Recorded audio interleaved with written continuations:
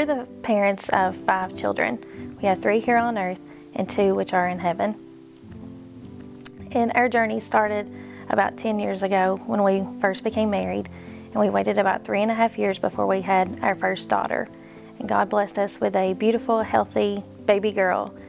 And she was just a perfect child, I guess, at least, the first perfect child. And she did everything, it seemed to be, slept good, didn't cry that much.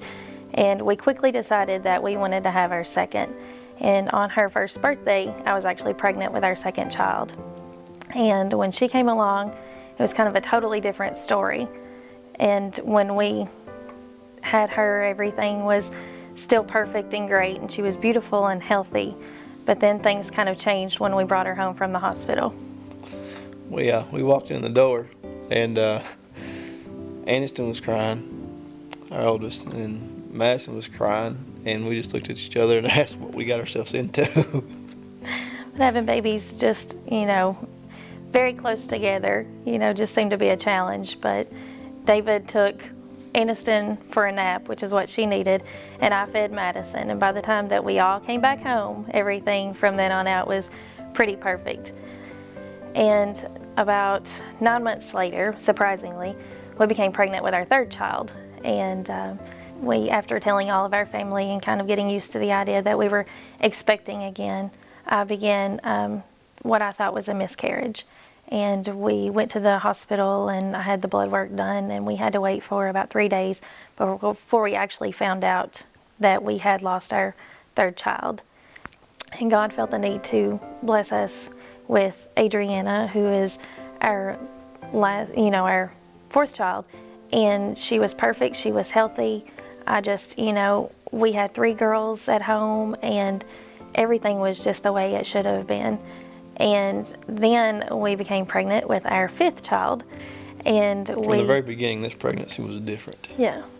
And we went for our checkups. Everything was fine. Heart rate was a little lower than the other girls had been, but nothing to be concerned with. Everything looked perfect. Everything, was perfectly healthy, and I was doing great. But we went for our 21-week ultrasound to find out what we were having. And we took the girls with us. It was kind of a little tradition to have, the other siblings there whenever we found out what the baby was. And the girls had taken a poll and, had everyone in the family tell if we were having a boy or a girl. And it was taking the ultrasound tech a lot longer to determine what this baby was.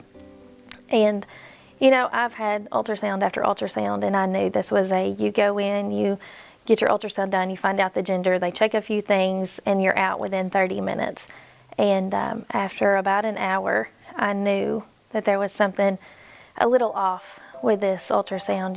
This was taking a lot longer, and I just remember the technician going back to the baby's heart, and she kept trying to find things maybe or something. I don't really know. I had this, feeling at that point, this is taking a little too long. She finally told us that we were having another girl, and we were thrilled. David is a great daddy, so daddy's girls are perfectly fine here. And our doctor came in, and he didn't say a lot, and he wasn't my typical OB. And he came in and he said, I don't like the way your baby's heart looks. But I know we were scared to death because it was our baby and there was something possibly wrong with her. And I think we expected to maybe go up and find out that everything was okay. This is something we could fix with medicine or surgery, or it really wouldn't be a big deal. And I remember we went into this room, and there were several other couples there. And the thought that crossed my mind is, we're not the only one here with a problem. Everyone in this room has something wrong with, their baby. And we went into this little room, and we began an ultrasound. And I remember the technician, she was so sweet, and she was just sensitive to the fact that we were there and that we had a problem. And the doctor came in, and I remember him asking, he said, "Why are you here?" And we said, "Well, our heart doesn't look right, is what we've been told." And he said, "Yes, you're exactly right. it doesn't. And he said, to be honest with you, I have no idea what exactly is going on with her heart. I don't think he'd ever saw anything like it. He didn't have a name for it. He didn't have a reason. He didn't even know how bad it was at that point. And he said, and that's not all. And I think our hearts just stopped. I was not expecting that whatsoever, because all we had been told was her heart. And we were told that she only had one kidney, some fluid around her brain possibly just didn't look exactly right, nothing major there, that she had a double cleft palate. He said all of these things are signs of trisomy 13 or 18. And he said it could be Down syndrome, but I really don't think that's what it is. He said, I think it's, more severe than that. And, everybody wants a perfect, healthy child, but I think at that point we were just praying for Down syndrome. I mean, it meant life to us. Whatever, handicaps our child was going to face, we were ready to deal with that. We would love it. We, would just embrace it and go on. This baby would be part of our family. But the doctor, we left that day, and we'd made an appointment to come back later on, but the doctor told us that day that it was probably trisomy 13 or trisomy 18, and that our baby wasn't going to live.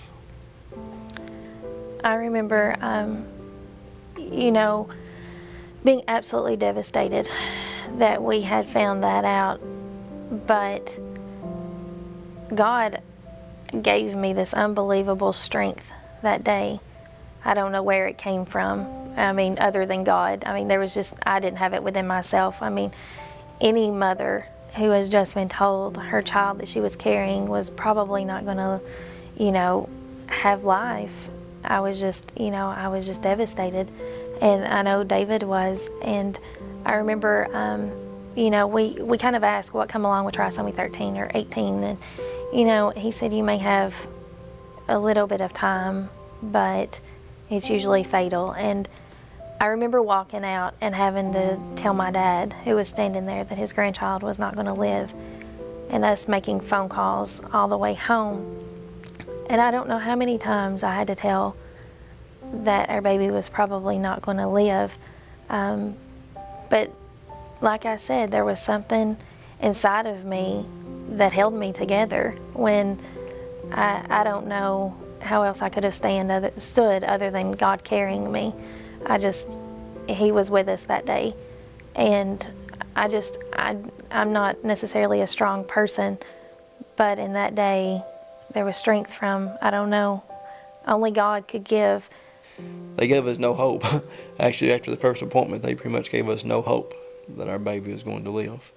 And as she was saying, you walk in with the fear that it's going to be one thing, and then you walk out wishing it was what you dreaded, because it's actually worse.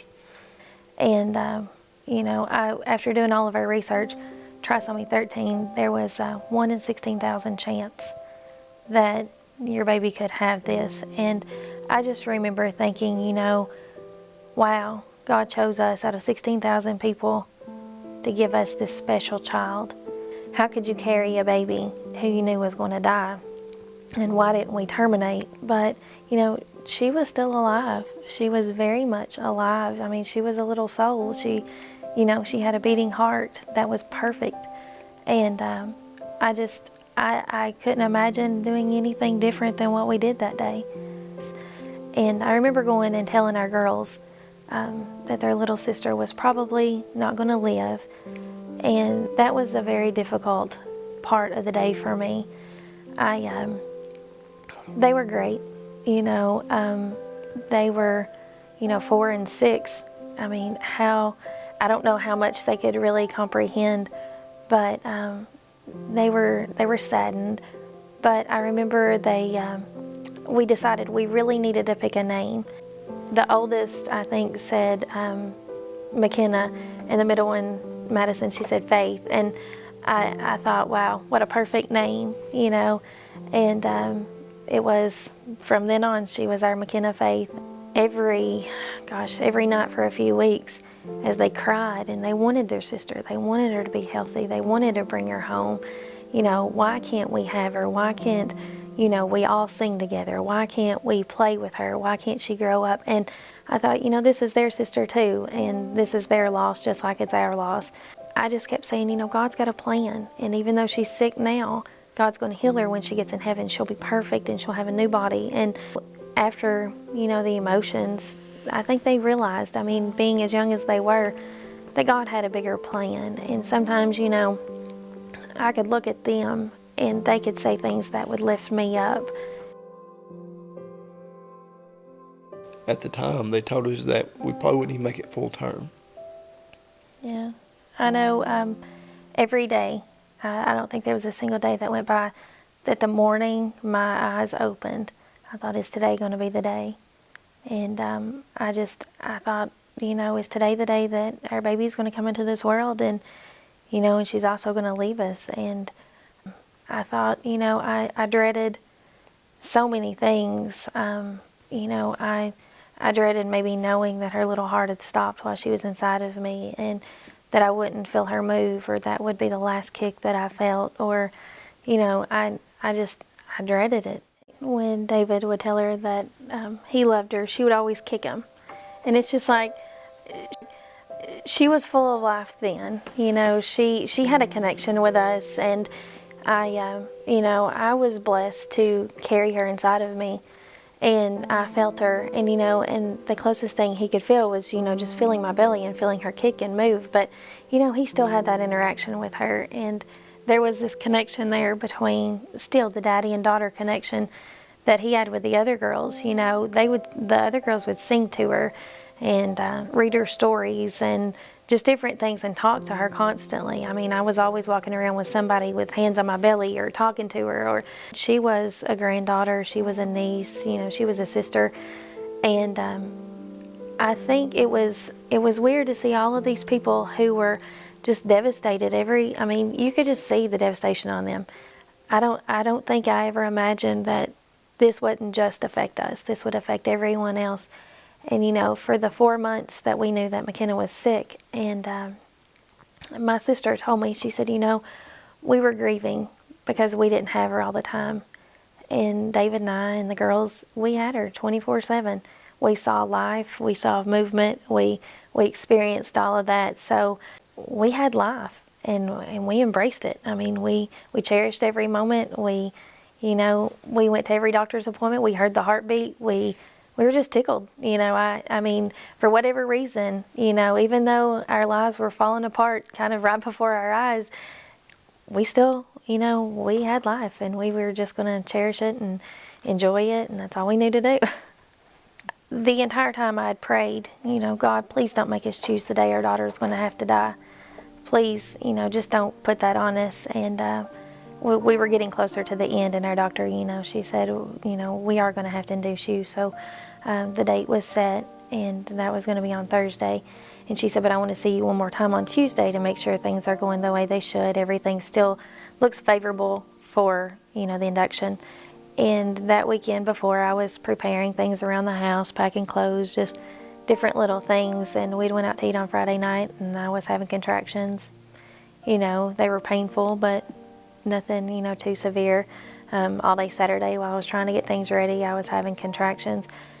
And Sunday morning, we went to church, and our church is a good hour away. And that would have put us about 2.5 hours away from our hospital. And we were just having a normal day. I would have my contractions. Not a really big deal. I just thought we're getting ready for labor, And I took the kids to a birthday party, and I remember joking with my dad, and he's like, "Are you feeling okay?" And I said, "Yeah, I said, I'm just avoiding labor." And I was just joking, and because I'd never been into labor, I had no clue what to expect. My family kind of really encouraged me, to go on to the hospital and just get things checked out. And I had never hurt like that before.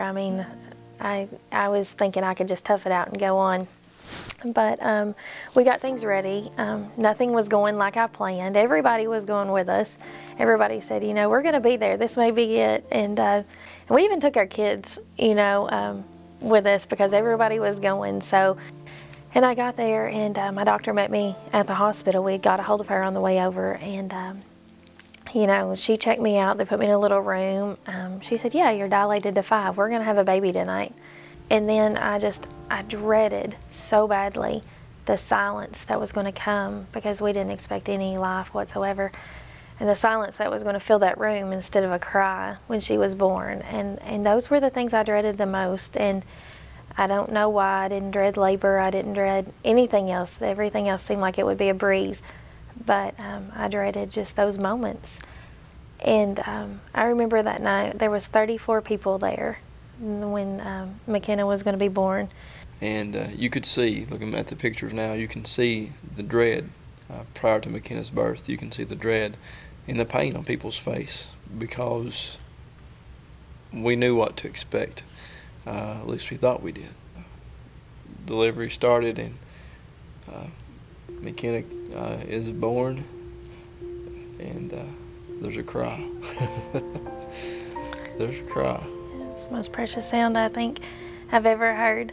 You know, it was just something about that, it filled my heart with joy more than I ever could have even imagined. Yeah. And the doctor, when she was born, the doctor handed her to me, and I held her, and then I took her over to my wife, and we held her together, and we began to weep and to cry, and there was happiness, but we knew at the same time, as Makenna was, we didn't want her to be in any pain. We didn't want that. We didn't want her to suffer. I never thought I'd get the chance to hold her while she was alive. I never thought I'd get the chance to hear her cry or anything like that. And then the pediatrician comes over and says, I want to check her. And then she checks her heart, and she gives us news we never expected. And the pediatrician says that we have some time. She said that she wasn't God, but that we have some time. And she didn't know how much time we had, but we might have a little while. And the joy that brought. And for somebody to tell you that you have a few hours with your daughter, to a lot of people may be tragic. To us, it was joy. We have the girls brought in, our 3 little girls, and we all spent some time together. I remember we had prepared the girls. Her face wasn't going to look like a baby doll. You know, she was going to have the cleft palate, and she wasn't going to look extremely, like a perfect baby doll that they would probably envision. And we had told them, that she would look a little different and that it was okay. They were children. We didn't expect them to just think she was absolutely gorgeous or perfect. And, I remember the first thing that they said was, she looks just like us. She's fine. What's wrong? I thought you said her lips might look a little funny. And that just melted my heart. I mean, as a mother, you want the best for all of your children, and their little hearts and souls it was just so big at that time. They were 2, 4, and 6, and they saw nothing wrong. I thought, there was this love there for their sister, and it was perfect. And that just, I don't think there could be any more joy and happiness that filled the room that night. Me and the girls, of course, we left Makenna and Alicia, and we went out to get the rest of the family, the grandparents. And as we left the room, and as they were in the waiting room, is where everybody was at, Madison rounded the corner, and with a hop, she said, "She's alive, she's alive."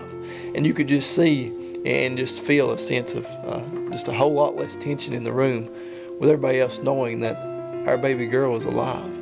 And there was just something special about that moment. There's something special about that instant, and just her in that yellow dress. I can picture it now. She rounded that corner, she just jumped, said, "She's alive." Sometime about an hour after she was born, I think David said, this calls for celebration. And he said, "Somebody go get cake." And we had our little girl birthday party. I mean, it was a life worth celebrating. And for 3 hours and 17 minutes, we had Makenna Faith. For it to be the way we wanted, it was just David and I, and she fell asleep in our arms. And I believe from the moment she, had her last breath, that she entered in the arms of Jesus. And that gives us great comfort and peace. And, I know where she's at. And I wouldn't trade those 3 hours and 17 minutes for a lifetime with her, not knowing where she would spend eternity. You know, we had our moment and we were devastated, but yet those 3 hours and 17 minutes have went beyond our expectation and carried us through so many nights that we've had heartache and sorrow because we got more than we ever expected that night. I remember throughout her service, we stood by her little casket and we had the opportunity to share a miracle that God had performed in our lives.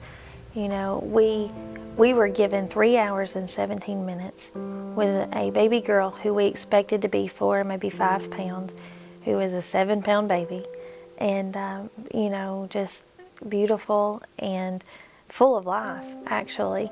And we got to stand there and we got to tell how good God was. And you know, we found strength in the Lord that day that is nothing like I ever imagined. When we had her funeral, the actual part, David was able to speak, you know, and we weren't sure if that was going to happen. And he felt led, and God gave him the grace to get up there and, you know, say words for his daughter. And it was very touching. And the service, the entire service, was not a funeral service per se that was full of sadness, but we had church. I mean, the pastors that, you know, held her service and preached, there was, I think there was even maybe conviction among some of those that were there. And if that's what, you know, this took, was the death of our daughter to bring someone to God, it was all worth it. To God be the glory. And because we know where she's at, we want him to be glorified in this, and we want there to be souls saved, and we want someone to learn about God just by her story. It has nothing to do with us or anything that we've done. It's all through him.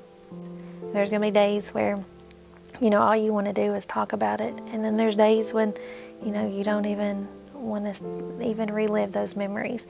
But, you know, with God's grace and his guidance, we can, you know, we can live. We have something to look forward to, you know, strive to have the life with our children again someday. You know, I've cried and I've had my moments, and I went to the graveyard, you know, every day to visit. I guess it's just the closeness of a body. I know she's not really there. It's just somewhere I can go. But I've thought more than once, you know, if you're a mother or father going through this, I don't know how you're doing it without God. Because if I didn't have God, if I didn't have that peace in my heart, you know, or the assurance that she was okay, I couldn't get up in the morning. I couldn't go on. I couldn't live. I couldn't sit here and talk to you the way that we have today and know, you know, without a shadow of a doubt that she's in heaven. And I don't know how, you know, you can do it. And, you know, if you're struggling because you've lost a child or, you know, something tragic has happened, I don't know how you can do it without the faith and, you know, of our God. I feel for you, but I also, you know, want to say that, you know, you're never going to have healing. You're never going to have that void filled in your heart, because there's just a part of you that dies with these children. And you know, I think back of, you know, how Christ died on the cross, you know, for our sins. You know, he had a father that looked upon him and suffered loss. God knows what we're going through. And, you know, with him, he can help us. So I highly encourage, if you've never found Christ, that you find him and that, you know, you ask him to help you through this, because he can. And we thank you for hearing our story. And we just hope that you have got a blessing from our daughter. And even though she was only 3 hours and 17 minutes old, you know, she has a big story to tell. And we just thank you for taking time to listen, and ask that, you know, you look to God for your strength, because he's the only one that can get you through. And you can have a story too if you allow God to work in your life.